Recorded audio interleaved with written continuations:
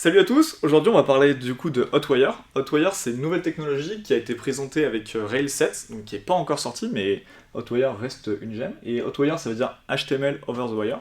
Et aujourd'hui ce qu'on va faire ça va être une rapide introduction de ce que c'est Hotwire, pourquoi on pourrait être amené à en s'en servir ou pas, et quels avantages et inconvénients il y a à cette technologie. Et on va essayer de regarder un petit peu comment ça marche sous le capot pour essayer de voir dans un cas concret comment on pourrait s'en servir.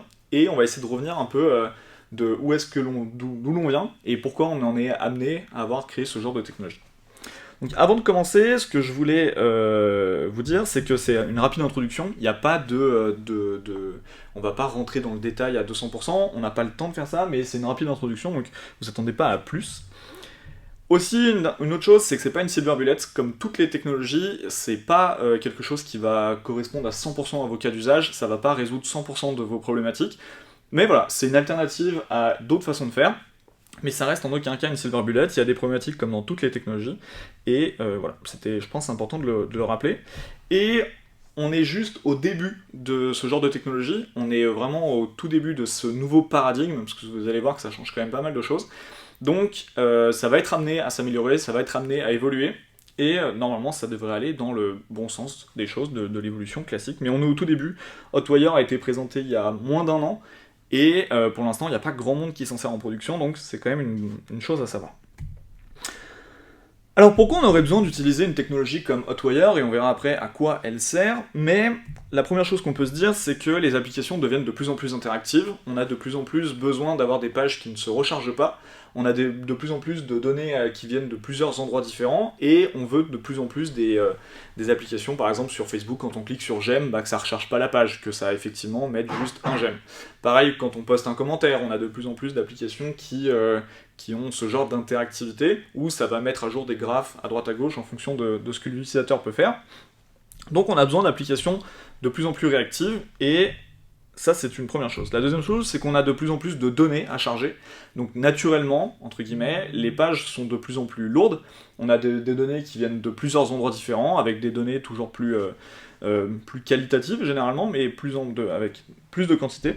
Donc il faut pouvoir gérer ça dans les équipes techniques, et Hotwire essaye en partie de répondre à ça. Et de manière générale, ce qu'on essaye de faire, ça va être réduire la complexité des applications, avec le côté justement les applications qui sont de plus en plus interactives, et la complexité a explosé, et Hotwire va se présenter un peu comme une solution pour réduire la complexité des applications, mais en gardant une certaine quantité d'interactivité dans nos applications respectives. Donc à l'époque, c'est pas nouveau ces besoins, mais à l'époque, comment on faisait ? Rails, avant les années 2011 à peu près, avait présenté une solution qui s'appelait Rails UJS et les SJR pour les plus vieux d'entre nous. Donc ça veut dire Server Generated JavaScript Responses. Et concrètement, ça servait à quoi ? Ça servait à avoir un nouveau format dans Rails, donc là c'est ce qu'on voit avec le format .js. Ça permettait d'écrire du JavaScript, donc entre guillemets côté serveur, mais qui allait être généré à la volée par Rails pour être envoyé au navigateur en fonction d'un événement. Donc Rails a beaucoup poussé ça, et concrètement, comment ça s'écrivait ? Ça s'écrivait avec cette syntaxe, donc on pouvait écrire une réponse comme on voit en .js.erb, et le but c'était de se dire, ok, quand par exemple dans ce cas-là je crée un utilisateur, je vais envoyer cette réponse au navigateur, et c'est seulement à ce moment-là que ce JavaScript va être exécuté. Donc en fait, là, dans ce cas-là, on va récupérer une div, notamment, qui a l'ID user, et on va on va faire un insert adjacent HTML avec, vous voyez, comme on le voit ici, une partiale qui a été render à la volée avec notre nouvel user. Donc là, c'est la convention de Rails, et c'est ce qu'on voit, c'est pour ça qu'on fait un render user. Donc cette chaîne de caractères, ce JS, va être vraiment généré au moment de la réponse du create, et ça va être envoyé au navigateur. Donc si on prend le côté vue, on peut voir qu'on retrouve notre div, enfin notre UL en l'occurrence, avec l'ID user, qui déjà au premier chargement a render une collection de users, donc ça c'est totalement classique. Et on peut voir qu'on a un formulaire avec un form with pour créer un nouvel utilisateur. Form with par défaut dans Rails, et surtout grâce à Rails UJS, permet de catcher l'événement de ce formulaire-là pour l'envoyer en Ajax. Et c'est pour ça que c'est uniquement à ce moment-là qu'on va recevoir une réponse en format .js et qu'on va pouvoir exécuter notre code. Concrètement, ce que ça fait, c'est que au premier chargement, ça va render la liste de tous les users. Dès qu'on va en créer un, ça va appeler le petit bout de JavaScript qu'on a vu avant pour append justement cette nouvelle partiale à la liste des utilisateurs. Et il n'y a rien de magique à tout ça, hein. Si on prend le code source de cette page-là, on peut voir que, si je zoome un peu, on peut voir qu'en fait ce que fait Rails, c'est qu'il crée une réponse classique, une chaîne de caractères classique, mais avec un format particulier, un format du coup JavaScript, et Rails.js, donc là on est dans le code source de Rails.js, ce qu'il va faire, c'est qu'il va tout bêtement, entre guillemets, prendre ce script-là, le mettre dans une balise script dans le head et le supprimer. Donc ça permet de exécuter du JavaScript à la volée. Et il n'y a aucune magie, il n'y a aucune communication particulière entre les deux. Ça fait juste prendre une chaîne de caractères, ça la met dans une balise script, ça la supprime. Et c'est ce qui nous permet justement de générer du JS à la volée, mais il n'y a vraiment aucun lien particulier entre ces deux technologies. Donc si je reviens sur mon petit code, donc ça c'est la première chose. Et ça c'est vraiment pas mal, donc vraiment ça a marché pendant des années, donc depuis les années à peu près 2010. Et ça marche bien concrètement, mais il y a des petits problèmes. On va pas se mentir, il y a des choses qui sont un peu compliquées à faire. La première chose, c'est que ça devient assez complexe à maintenir dans les UI qui sont compliqués, parce qu'on a justement beaucoup de formulaires différents, on va avoir beaucoup d'interactions différentes avec beaucoup de données qui sont chargées à plusieurs endroits, on va devoir faire le lien entre du JavaScript qui est exécuté côté back et du JavaScript qui est exécuté côté front, et surtout du JavaScript qui est exécuté à la volée. Donc ça devient un peu compliqué. De la même manière, c'est assez difficile à maintenir dans les grosses équipes, pour exactement les mêmes raisons. On va avoir du JavaScript qui va être à plusieurs endroits différents et qui va être exécuté à des moments qu'on ne gère pas forcément. Et donc c'est plus difficile à scaler dans les grosses teams. Le gros problème, pour moi, le principal problème de Rails.js, c'est que ça fait de la configuration over de la convention, donc c'est un peu l'inverse de la philosophie de Rails. Et on se retrouve à devoir écrire énormément de JavaScript, on va devoir mettre énormément d'ID un peu partout, et on va se retrouver à écrire énormément de choses à la main, et ça pour moi c'est le plus gros problème, et on peut pas deviner à l'avance ce qui va être exécuté, c'est difficile de savoir à l'avance le comportement que va avoir une réponse, et ça c'est un problème. Donc comme je disais, il y a beaucoup de choses à écrire manuellement, et c'est ce qui pose un peu problème sur les deux premiers points. Donc ce qui s'est passé, comme ça a un peu saoulé tout le monde à une époque, autour des années 2015 à peu près, 2014-2015, et des gens ont créé un nouveau paradigme. Faut pas oublier que ces paradigmes ont été, on va le voir juste après, mais ont été créés par des gens qui n'utilisent pas Rails. Dans énormément de frameworks, c'est difficile d'avoir des formats à la volée comme ça qui sont différents. La plupart des autres frameworks n'utilisent pas Rails.js, ils n'ont pas de server generated response, ce genre de choses. Donc pour beaucoup d'autres équipes en dehors de Rails, c'était bien plus compliqué de faire des applications interactives que dans la communauté Rails.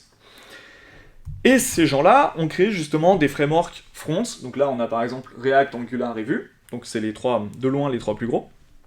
Et le paradigme est complètement différent. Ce qui va se passer, c'est qu'au lieu de générer des choses côté serveur, tout le rendu va être côté front. Ça évite le problème de justement savoir comment faire une interaction avec le DOM, ça va éviter de se demander, ok, comment mettre à jour une div, comment la supprimer, en fonction de l'état des données, comment mettre à jour le DOM correspondant, on avait toutes ces problématiques-là.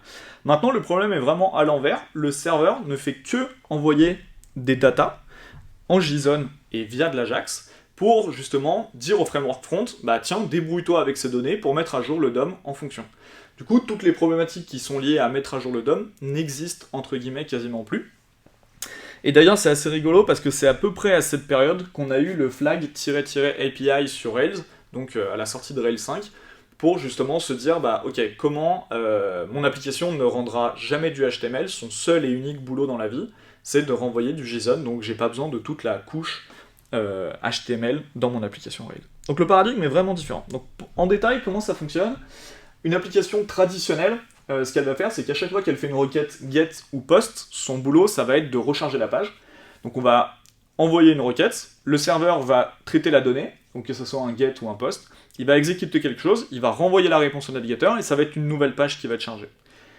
On peut faire de l'Ajax, mais avec tous les problèmes qu'on a vus jusqu'avant. Dans le cas d'une SPA, il va y avoir qu'une seule requête get au chargement initial de la page, pour charger la première partie, et ensuite tout le reste, toutes les requêtes suivantes vont être uniquement de l'Ajax, pour avoir par exemple accès aux données de la page suivante, pour mettre à jour un élément, comme on va le voir juste après, un élément dans la page. Et ça, tout va se faire en Ajax et le serveur ne va renvoyer plus que du JSON du début à la fin de la session de l'utilisateur. Donc, comment ça fonctionne? Une fois qu'on est justement en Ajax ici, on va avoir plusieurs éléments qui vont composer notre page. On va avoir par exemple des composants pour un header, un composant pour un footer, et par exemple, imaginons là qu'on va avoir une liste, et c'est ce composant-là et uniquement ce composant-là qui va avoir pour rôle d'appeler le backend tout seul. Le backend va renvoyer du serveur et c'est seulement ce composant-là qui va être mis à jour. Donc ça a été quand même une grosse révolution et c'est quand même agréable de se dire qu'il n'y a que ce composant-là qui peut être modifié et que le reste de l'application ne bouge pas. Le reste de la page, ne bouge pas. Sur le papier, vous allez me dire que tout ça c'est très cool, mais ça pose quand même des gros problèmes. Et ça on commence à s'en rendre compte à l'échelle de tous les développeurs à peu près maintenant, donc ça fait quand même 5 ans qu'on travaille un peu tous dessus. Mais si on reprend un peu le paradigme classique de base, comment ça fonctionne? Le navigateur, d'habitude ce qu'il fait c'est qu'il rend du DOM, donc il prend une chaîne de caractères en HTML et il la transforme en page web. Il a aussi du JavaScript qui va exécuter, et ça c'est très bien. Quand un client va faire une requête, ce qu'il va faire, c'est qu'il va faire appel à un routeur, qui lui-même va faire appel au contrôleur correspondant, le contrôleur va faire appel à un modèle pour récupérer des données, il va générer la vue HTML correspondante, il va mettre à jour le navigateur, et merci, au revoir, il n'y a plus rien à voir. Donc ça, conceptuellement, c'est quand même très simple à comprendre, c'est le modèle MVC complètement classique. Dans une application, dans une SPA, le modèle de conception ressemble plus à ça. Donc on peut voir déjà qu'il y a beaucoup plus d'éléments qui sont pris en compte. On peut voir que le navigateur, comme d'habitude, il va générer du DOM, il va exécuter du JS, mais à la différence près, c'est qu'on va se retrouver avec aussi du JS côté serveur, parce qu'il va falloir générer la première page pour par exemple le SEO.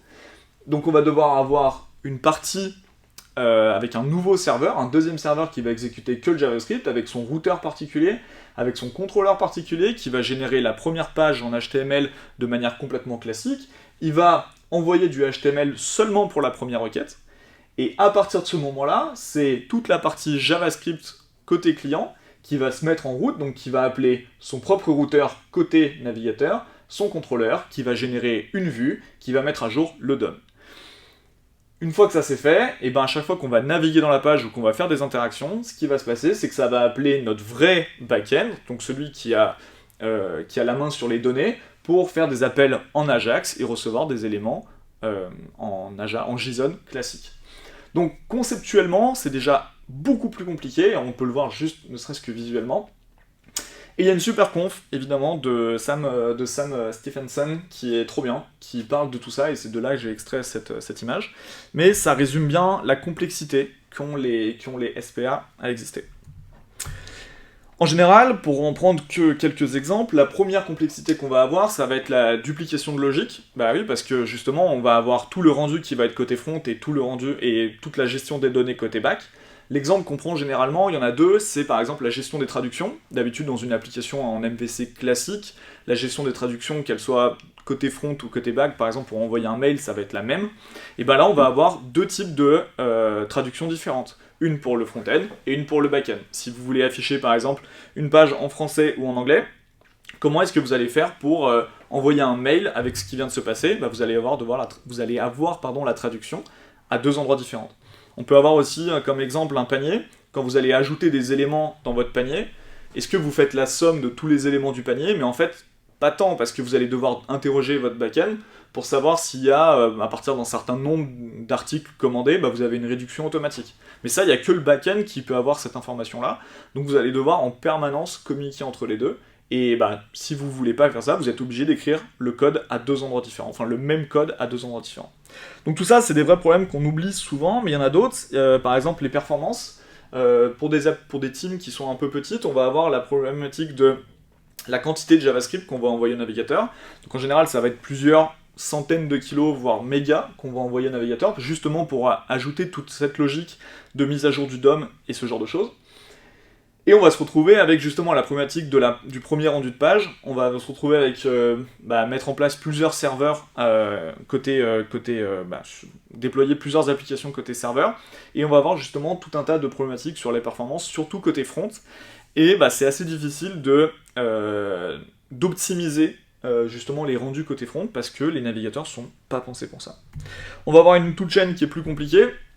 Au lieu d'avoir une application à déployer, on va en avoir minimum 3 à déployer. Donc le code côté client, le code JavaScript côté serveur, et l'application dans la techno que vous voulez aussi côté serveur. Et tout ce beau monde, il faut que ça parle entre eux, il faut qu'un développeur il puisse lancer son application sur sa machine de développement avec justement potentiellement juste une API qui tourne dans son environnement de développement, mais il doit avoir aussi son serveur front qui tourne.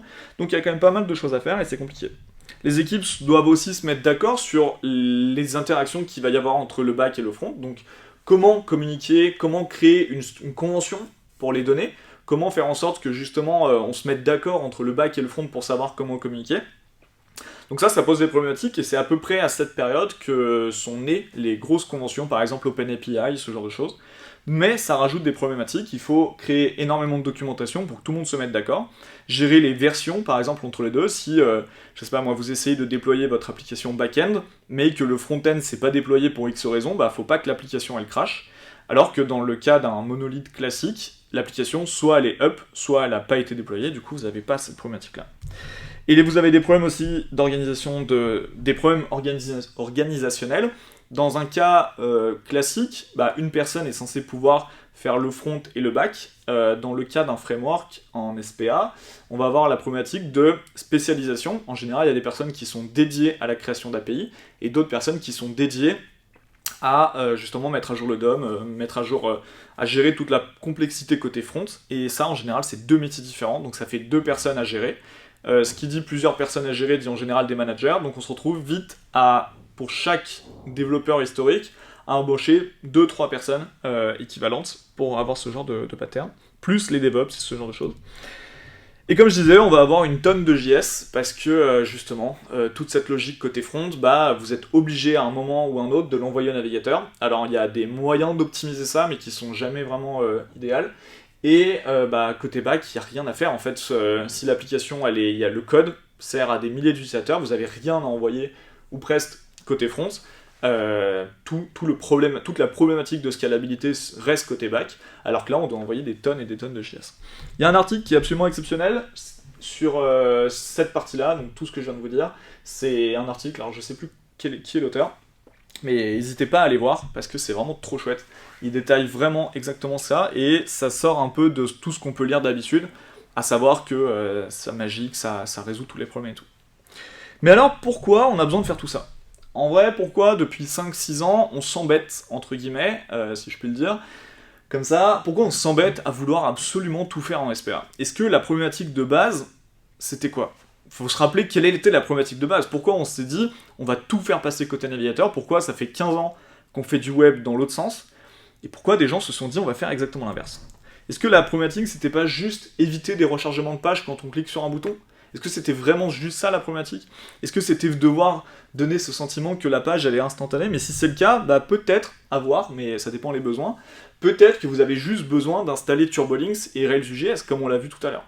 Turbolinks, mine de rien, vous avez juste à faire un turbolink.start et votre application ne recharge plus les pages. Vous n'avez aucune logique à gérer, tout se fait tout le temps.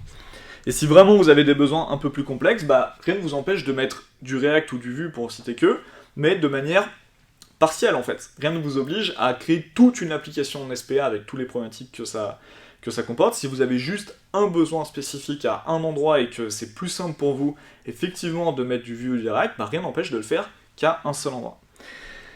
Et quelque chose que je rappelle tout le temps, c'est que ces technos, React, Vue, Angular, tout ça, ont été créés par des grosses boîtes, mais des grosses boîtes. Et vous n'êtes probablement pas une grosse boîte. Et d'ailleurs, si je retrouve ma souris quelque part, j'ai créé une application qui s'appelle Vous n'êtes pas Facebook.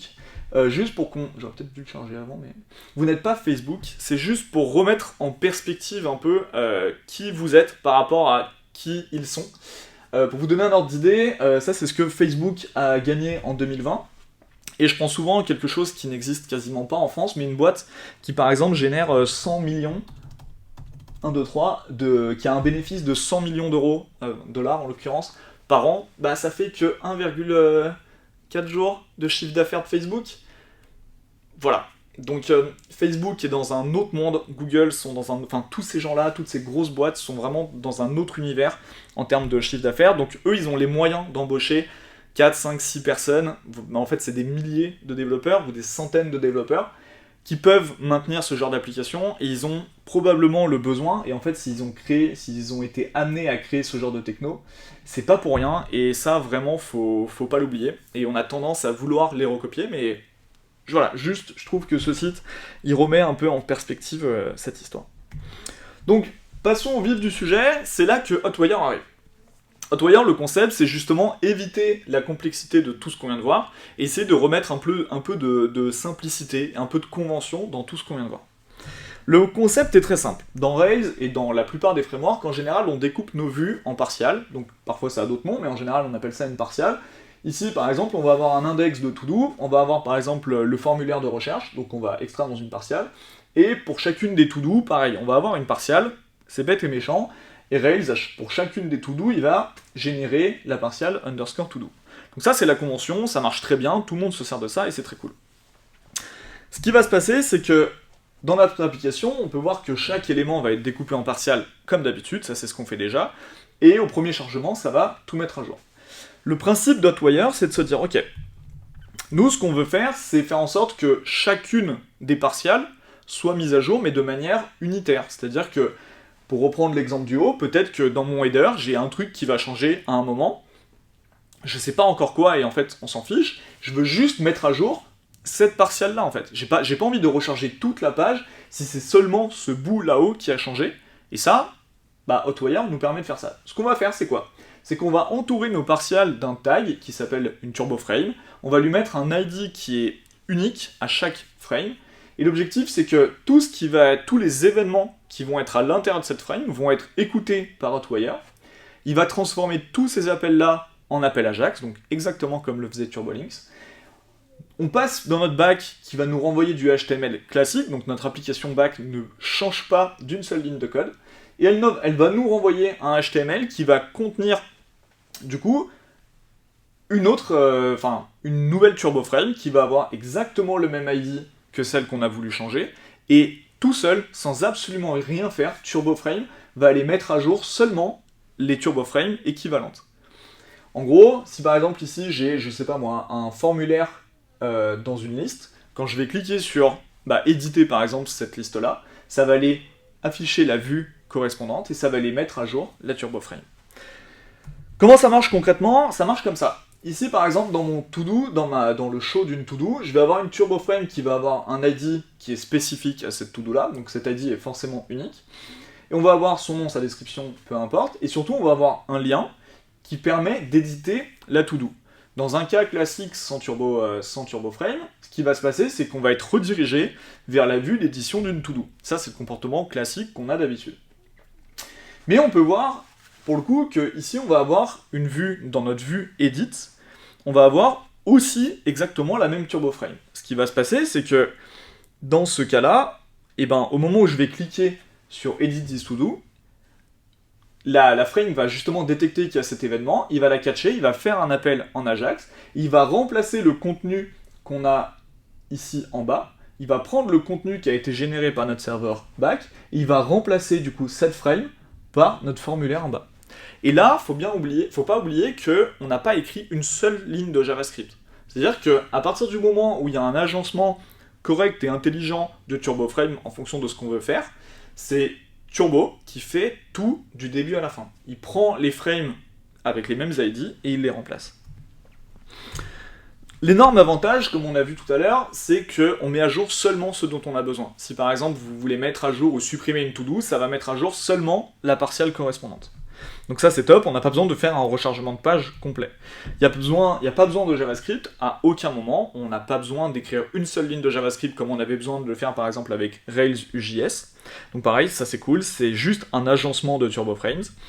C'est globalement instantané, parce que justement, il n'y a pas de tout le JS à parser, il n'y a rien à faire, vous avez juste à appeler la nouvelle vue, la renvoyer, et ça, globalement, c'est ce qui prend quasiment le moins de temps dans Rails, c'est de générer justement cette partie-là, et ça prend quelques dizaines de millisecondes, ça renvoie tout en HTTP classique, et c'est globalement instantané.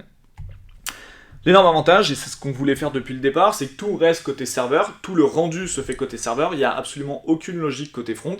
Ce que fait Turbo sous le capot, c'est qu'il prend la Turbo Frame, il la vide et il la remplace, donc c'est un update du DOM classique, mais il s'embête pas à faire des comparaisons ou je ne sais quoi, il prend tout, il enlève tout, il remplace tout. Et c'est plug and play, pourquoi ? Parce que, comme je viens de le dire, vous avez juste à agencer des Turbo Frame et, basiquement, ça marche. Qu'est-ce qui se passe si vous voulez mettre à jour plusieurs frames en même temps ? Parce que là, on vient de voir, il n'y a toujours qu'un seul événement à chaque fois qui est envoyé, donc quand je clique sur quelque chose, ça fait un seul événement. Ou comment je peux mettre une frame à jour en fonction d'une requête, d'une réponse HTTP. Et c'est là qu'intervient les TurboStream. Donc TurboStream, c'est un concept qui est très proche des TurboFrame, à la différence près que on peut mettre à jour du coup n'importe quel TurboFrame ou n'importe quel élément du DOM en fonction d'une réponse.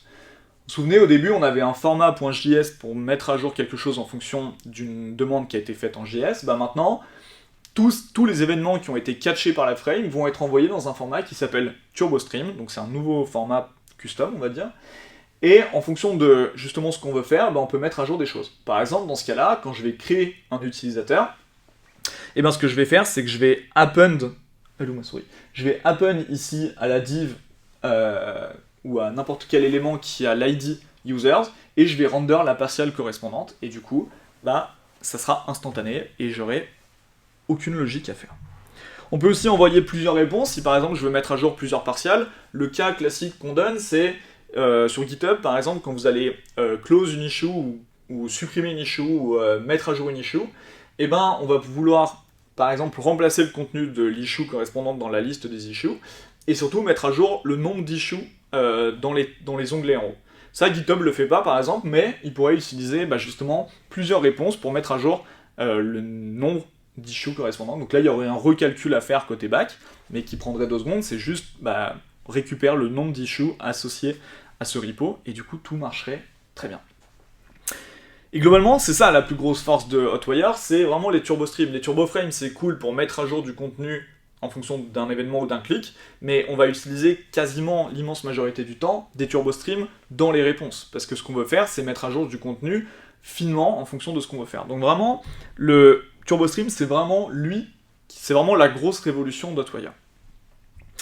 Et on peut aller plus loin, il y a un nouveau encore tag qui s'appelle TurboStream From, et là c'est un peu le même concept, à la différence près que parfois c'est pas l'utilisateur qui va générer un événement. Encore une fois, pour reprendre l'exemple de GitHub, parfois vous êtes avec votre collaborateur sur une pull request, lui s'il la merge ou s'il la close, vous devez mettre à jour, on doit mettre le navigateur à jour de tous les utilisateurs qui sont aussi sur cette pull request, pour avoir justement quelque chose qui est interactif entre les utilisateurs. Généralement sur les applications de collaboration, il y a énormément ça, et c'est là que les TurboStream From interviennent. À partir du moment où la page est chargée, le navigateur va écouter des événements qu'on peut mettre à jour de plein de manières différentes, donc que ce soit en console, en n'importe quoi, et ça globalement ça se concrétise comme ça, dans par exemple, ici notre modèle de to-do, après un événement classique d'un appel à la base de données, on va pouvoir dire, ok, je vais envoyer à tous ceux qui ont écouté l'événement, je vais broadcast quelque chose, qui par exemple ici sera append, remove ou replace, pour mettre à jour justement l'élément du DOM de tous les clients qui écoutent. Je sais pas si c'est clair, mais en gros ça permet justement d'avoir un aspect collaboratif dans les interfaces, avec seulement, justement, encore une fois, le TurboStream From. Donc je vous propose de faire une démo. J'ai codé une application, alors faut que je me mette comme ça, j'ai codé une application justement, celle-ci, alors je vais revenir ici, qui est une application de gestion de restaurant. Ça n'a pas beaucoup d'importance, c'est juste pour l'exemple. Et en gros déjà, la première chose qu'on peut voir, c'est que quand je clique par exemple sur un événement, sur un restaurant, vous voyez qu'il n'y a pas de rechargement de page. Si je reviens en arrière et que je reviens ici, le navigateur ne recharge pas la page, et il y a vraiment cet effet d'instantanéité. Et là, encore une fois, c'est purement du TurboLinks, qui maintenant s'appelle Turbo tout court, mais je n'ai pas écrit une seule ligne de JavaScript. Il a juste j'ai juste avec mon navigateur, avec mon serveur, pardon, re-render toute la page, mais je n'ai pas une seule ligne de JavaScript qui a été écrite. Mais si par exemple je vais dans éditer exactement pareil, je n'ai pas une seule ligne de JavaScript qui a... Enfin, j'ai pas de rechargement de page, mais j'ai toujours pas écrit de JavaScript. Et ce qui nous intéresse, nous, c'est l'édition du menu. Dans ce cas-là, on peut voir que les cards qu'on voit ici, je les ai découpés en TurboFrame. C'est-à-dire que ici, je vais avoir une catégorie, par exemple les plats, et à l'intérieur des catégories, je vais avoir des items qui vont être des TurboFrame. Donc là, en l'occurrence, par exemple, j'en ai 4. Une pour le plat, 2 pour les items qui sont déjà créés, et une nouvelle pour un nouvel élément. Et ce qui va se passer, c'est que si par exemple je clique sur le petit icône pour éditer cet élément-là, au moment où je clique, on peut voir que là, TurboFrame a écouté mon événement du coup d'édition de cet item-là. Il est allé chercher la vue edit.html.erb classique de Rails. Rails a renvoyé cette vue-là, et il a remplacé du coup ce qu'on avait dans la card par le formulaire. Je n'ai pas écrit une seule ligne de JavaScript, j'ai vraiment fait en sorte d'agencer correctement des choses. Et pareil, quand j'ai cliqué sur annuler, il va mettre à jour avec le show pour afficher du coup ma carte correspondante. Donc là on peut voir que c'est instantané, et là il y a bien un appel au réseau qui est fait, hein. Je vous mens pas. Si par exemple je vais dans inspecter l'élément et que j'affiche le network, si je vais dans une requête XHR, au moment où je clique ici, j'ai bien justement mon item sur la vue edit qui est appelée. Si je regarde la réponse, en RAW, j'ai bien toute ma page, parce que là j'ai décidé d'envoyer toute ma page, qui est renvoyée au contenu. Mais il prend bien juste la frame correspondante qui met à jour tout seul. Et c'est valable si par exemple je supprime un élément, c'est globalement instantané, et on peut voir que la page n'a pas été rechargée, parce qu'il a toujours affiché mon formulaire ici. Donc ça, c'est pour moi une grosse révolution, parce que ça, avant, le faire dans une SPA classique, il fallait probablement un store, il fallait envoyer plusieurs mégas de JavaScript. Là, j'ai envoyé peut-être 5 kilos de JavaScript et que j'ai pas écrit une ligne de JavaScript pour avoir tout ce comportement. Et je peux écrire par exemple quelque chose, si j'écris coucou, et on peut voir que ça met à jour mon menu de manière complètement instantanée. Donc ça c'est quand même assez fou je trouve, et en fait ça répond peut-être, ça dépend, mais ça répond peut-être à l'immense majorité des usages qu'ont les gens quand ils disent qu'ils ont besoin de faire une application réactive. Généralement il n'y a pas besoin de faire des trucs de fou, mettre à jour des éléments et rajouter des animations c'est complètement possible, et ça répond quasiment à tous les besoins en fait. Et un développeur classique peut faire la partie front et la partie back sans avoir à embaucher par exemple plusieurs personnes. Donc ça je trouve ça assez merveilleux, et pour moi c'est vraiment ce qui fait que Hotwire a vraiment sa place parmi les alternatives pour créer des applications réactives.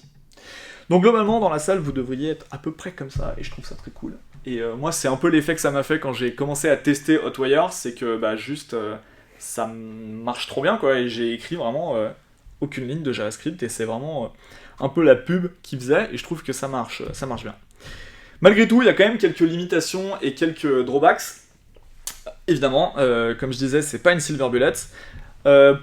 Principalement aujourd'hui, c'est que la documentation est un peu naze, voire presque inexistante. Alors, il y a une DPR qui sont en cours, j'en ai écrit une qui commence à être assez fat pour justement pouvoir mettre à jour la documentation, mais c'est un peu la problématique des nouvelles technos, c'est que la documentation arrive toujours un peu après. Ça marche parfaitement qu'avec Stimulus, donc je reviendrai peut-être dans une autre présentation sur Stimulus, mais je vais pas revenir en détail de pourquoi, mais si par exemple vous voulez mettre du vue dans une frame, par exemple ça va être assez compliqué et c'est vraiment pas fait pour. Alors pourquoi vous voudriez faire ça, je sais pas, mais c'est quand même possible.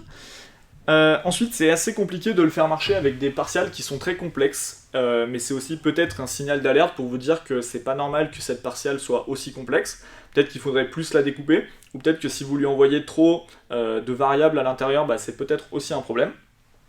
Mais voilà, si vous avez déjà de base des partials complexes et que vous voulez juste utiliser Hotwire, il va falloir avant découper ça. Et le scaling du coup des WebSockets peut être difficile. Alors on n'est pas obligé de s'en servir des WebSockets dans Hotwire comme on l'a vu.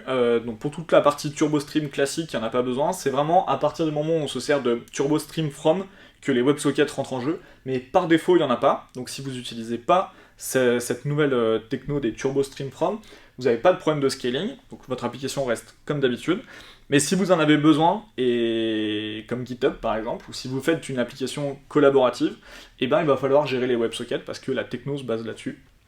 Et ça peut être un problème, notamment sur les Heroku et compagnie, les passes, pour gérer le nombre de connexions qui sont rentrantes. Si vous avez, par exemple, 2000 utilisateurs en même temps sur une page, bah, il suffit pas de leur envoyer la page, il faut garder une connexion ouverte avec eux, et ça peut être un problème. Alors quand s'en servir, pardon, bah, la question se pose pas vraiment, de la même manière qu'on se demande pas si on doit utiliser une tronçonneuse ou une scie, ça dépend du besoin, c'est pas parce qu'on a inventé la tronçonneuse qu'on a plus besoin des scies, et bah, c'est un peu le même principe avec Hotwire. Il y a des cas où ça va s'y prêter très bien, très honnêtement avec toutes les équipes avec qui j'ai pu parler, ça s'y prête quasiment tout le temps. Encore une fois, je répète que les gros frameworks front ont été inventés par des boîtes qui ont des gros besoins et surtout qui ont les moyens de les gérer. Mais de la même manière, vous n'avez pas besoin d'une tronçonneuse pour couper votre salade dans votre... pas non plus d'une scie en fait, mais vous avez compris. Mais vous n'avez pas besoin d'une tronçonneuse pour couper des artichauts ou des salades dans votre jardin. Mais ça n'empêche pas que la tronçonneuse a complètement sa place dans votre garage. Et bah là, c'est vraiment le même principe. Il faut le voir comme une alternative, et peut-être qu'un jour, ça sera plus suffisant pour vos besoins. Et peut-être, on ne sait pas, que vous allez avoir besoin un jour d'une SPA, mais ça vaut peut-être pas le coup de se jeter tout de suite sur une SPA parce que votre équipe est pas prête, parce que vous êtes trop petit, parce que vous pouvez pas embaucher plusieurs personnes avec des compétences qui sont très spécifiques. Donc, voilà, c'est un peu ce que je voulais dire. La conclusion, c'est que, comme je viens de vous le dire, c'est pour moi la première vraie alternative, presque pas parfaite, mais qui vraiment a sa place pour moi en tant que vraie alternative au SPA. C'est la première. Avant, il fallait soit se battre avec des Rails.js, soit, bah tant pis, essayer de faire quelque chose avec des SPA. Un autre avantage, c'est que c'est pas dépendant de Rails, pas du tout. D'ailleurs, dans tous les exemples de la documentation qui y a actuellement, Rails n'est quasiment jamais cité. Vous pouvez le faire marcher avec du Laravel, du Django, ce que vous voulez, en fait, du Symfony. D'ailleurs, c'est marrant parce que la communauté Symfony a énormément contribué à Hotwire, ils sont vraiment à fond là-dessus, et ça c'est très cool, et aussi à Stimulus, mais voilà, c'est du PHP, et le principe fonctionne totalement avec tous les frameworks. Et c'est une très bonne nouvelle parce que ça nous permet de se dire que bah, si demain Hotwire doit être amené à évoluer, bah, toute la communauté dev web pourra le faire évoluer. Et c'est pas que la communauté Rails qui le fera évoluer, et ça c'est trop cool. C'est très Railsway, contrairement à Rails.js, bah, comme on l'a vu tout à l'heure. C'est très Railsway parce que c'est vraiment de la convention pure. Vous devez agencer des turboframes, et globalement ça va marcher. On peut bypasser justement la convention, comme avec Rails, comme d'habitude, mais par défaut, vous avez juste à agencer des choses, et ça c'est très cool. Et ça remet un peu au centre de l'attention le Majestic Monolith, dont je vous ai parlé juste avant. Donc c'est avoir la philosophie de se dire, ok, un développeur doit pouvoir shipper une page du début à la fin quasiment, et il y a moins besoin d'avoir des spécialités avec des équipes où justement en sortie de juste la SPA ou juste du back-end, il y a vraiment une cloison étanche entre les deux mondes, et bah, parfois on se retrouve avec des problématiques de communication entre les deux, ce genre de choses. Donc là, bah, vraiment, ça remet au cœur cette philosophie, et d'ailleurs ça a été créé pas pour rien par Basecamp, parce que c'est une petite équipe, ils sont qu'une quinzaine de développeurs, et bah, ça correspond totalement à leurs besoins. Un développeur peut pas ne faire qu'une seule chose, et ça, je trouve ça trop trop cool. Et l'avantage aussi, c'est que vous n'êtes pas obligé de, contrairement entre guillemets encore au SPA, vous n'êtes pas obligé de tout passer en Hotwire si vous avez qu'une page ou qu'un besoin. Si je reprends l'exemple de mes restaurants tout à l'heure, il n'y a que le menu qui est en Hotwire. Tout le reste de l'application, c'est du TurboLinks classique. Il n'y a que le menu où il y a des turboframes, et j'ai pas eu besoin de le faire sur toute l'application. D'ailleurs, l'application ne sera probablement jamais tout en Hotwire, elle n'a pas de raison de l'être. Mais justement, si vous avez un besoin à un endroit particulier, bah rien ne vous empêche de le mettre justement à cet endroit en particulier. Et le dernier petit détail, c'est que c'est SEO friendly, dans le sens où, par défaut, le premier chargement, comme d'habitude et comme toujours, il se fait côté serveur, et c'est qu'après qu'on enhance, je sais pas comment dire en français, qu'on va rajouter justement des frames un peu partout. Mais si l'utilisateur n'a pas de JavaScript, ou si Google va crawler votre application, et ben ça sera un rendu de page classique, comme d'habitude. Il n'y aura pas une page vide comme avec des SPA par exemple. Voilà, je fais pas plus long, on reviendra de toute façon sur d'autres aspects des SPA et de Stimulus plus tard, mais vous pouvez me retrouver en tout cas si vous avez des questions ou quoi que ce soit sur le Guillaume Ridet à peu près partout sur internet. Et voilà, j'espère que ça vous a plu. Et voilà, n'hésitez pas à venir me pinguer sur ça et on en parlera avec grand plaisir. Merci à tous.